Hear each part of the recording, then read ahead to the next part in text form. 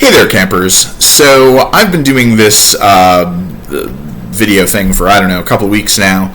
It's going about as well as I expected. I think like 5 people are consistently watching maybe, which is awesome.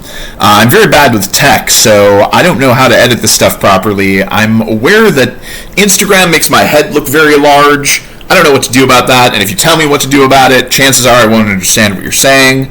I've been told I probably need a new mic so I can be heard better. I promise I'll do that eventually. I put these long-ass ramblings on YouTube. I know today's culture prefers brevity, which isn't really my thing. I've chopped them up and put the really short clips on Instagram, TikTok, and such places. And I've gotten likes from a few random people. I've also gotten comments from haters. So this one's for the haters. Fair warning, these videos are about the things I like talking about. So not just politics and pop culture and their intersection, but also my own gooey emotions. I'll probably talk about my feelings a lot in this video. I'm sure someone somewhere on the internet is going like, ew, white male tears. But this whole thing is an art therapy project. I've never really wanted to do therapy. I realized because I've had mediocre experiences with it, but also I'm pretty good at self-diagnosing my own flaws, such as moderately narcissistic self-absorption. And I've always suffered from the quintessentially American disease of wanting to be famous, so I'd rather talk about my problems with the fantasy that a lot of people are carrying. I think this is a trope, right? This is a cliche. I think I've read this in a couple of short stories, maybe even news items or some viral bullshit. Like there's a teenage goth girl with a vlog, and she has a few followers, but nobody's actually there for her when she needs them. And and the last entry is like, "Isn't anybody out there? I'm finally going to do it." And then the entries stop and the world moves on. I feel like she has a parrot. I think I read this in horror anthology. I don't own a parrot, but I do have many personalities, I think, and one of them is definitely a teenage goth girl. Anyway, haters. I've always had haters. Probably most of my peer group growing up hated me. If you ask them, they would be like, Rory, hate that guy. And of course, haters abound on the internet. When I made my first video in the series, I talked about how tired I am of getting into flame wars with strangers who are immediately hostile to my point of view and I to theirs. I think with incredible naivete and self-assurance, I told myself when I start speaking my words in video form rather than text form, my manifestly superior reasoning and sincere conviction will sweep away all opposition and consolidate this great nation under my leadership. That hasn't happened so far, but to be fair, it's only been a couple of weeks. But my videos have gotten a few likes and well wishes from friends and even strangers, and that's great. But also, even with this devastatingly pretty gray-haired face, there have also been haters. Mostly I note in one of the shorter versions of my videos, which are where the points are probably less clear. But the one I made about Lindsey Graham's death was actually one where I think I took a more conciliatory stance than I think almost anyone left of center. I think I suggested people should be nicer about Republicans dying, which is quite controversial on the left. But I also said, and I hate Republicans. And of course, on the Tickety Talk, I got this comment from BoomHeadshot89 saying, "Why do you hate me?" Now, for one thing, I hate this question because it's whiny. I think it's what they call sea lioning online, where you're like, I'm just asking reasonable questions and you're being hostile. I think I've been accused of sea lioning on occasion myself, although I think it's probably wrong because I'm sure when I did it, it was the right thing to do. This guy, though, is really annoying because he didn't engage with the spirit of what I was trying to say, which was actually pretty nice, nicer than Republican scum deserve, but my kindness was going unappreciated. I didn't bother engaging with Mr. Boomheadshot much. I just responded, I'm a hater. He said, I appreciate your honesty. Then I noticed his profile picture was a fucking Greek statue, which is a social media cliche with a certain type of guy, and the caption says, when the debate is lost, insults become the loser's tool. Socrates. Well, frankly, I've read some of Plato's dialogues, and Socrates is in fact a dipshit a fair amount of the time.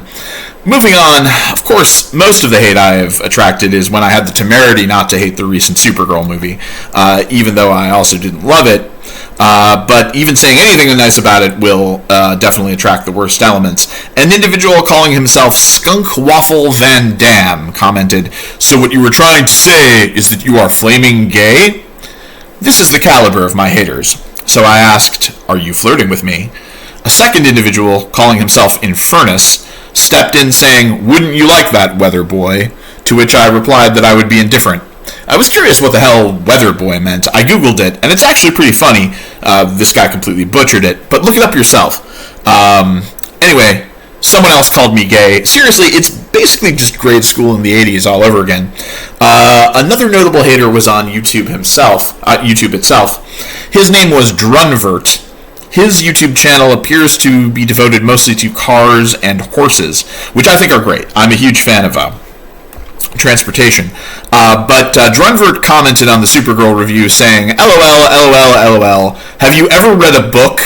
Do you know what good writing is versus bad writing? Do you know what good character development is versus bad character development?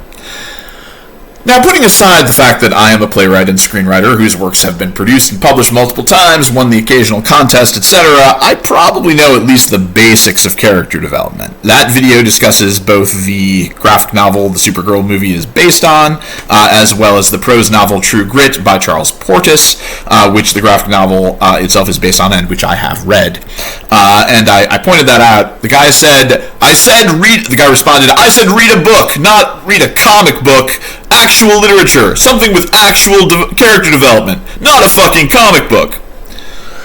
Okay, so the champion of actual literature here does not seem to know what prose novel means. I attempted to explain that means the kind of book without pictures, and that was the end of the interaction.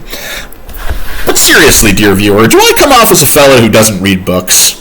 I mean, the insults have to be at least semi-close to the mark, right?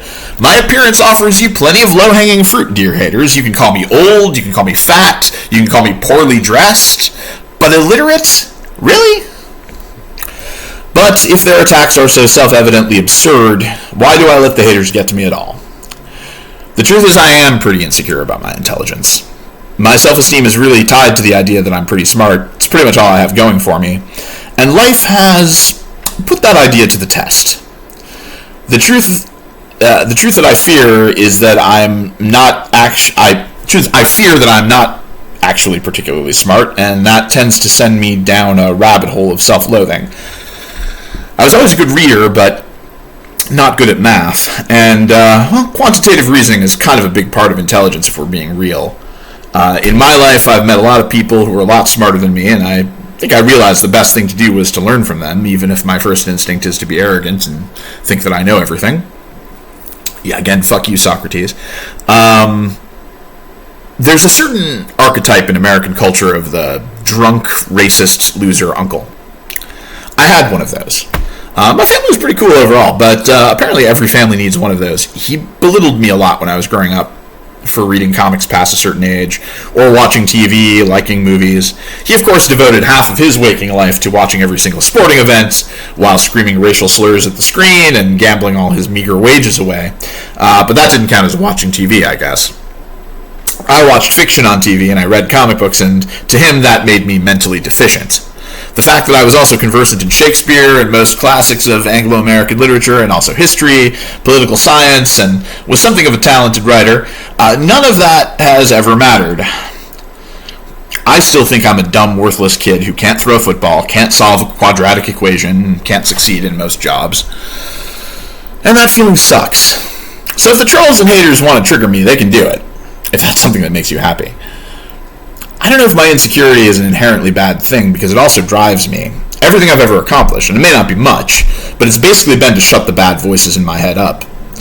That's why I'm making this video, or any video, in the hopes that someone will tell me I'm smart, tell me I'm funny, tell me I'm pretty. I guess the real emotionally healthy thing would be to be able to find that security in myself, so that I don't have to do elaborate artistic things to find external validation. But what fun would that be?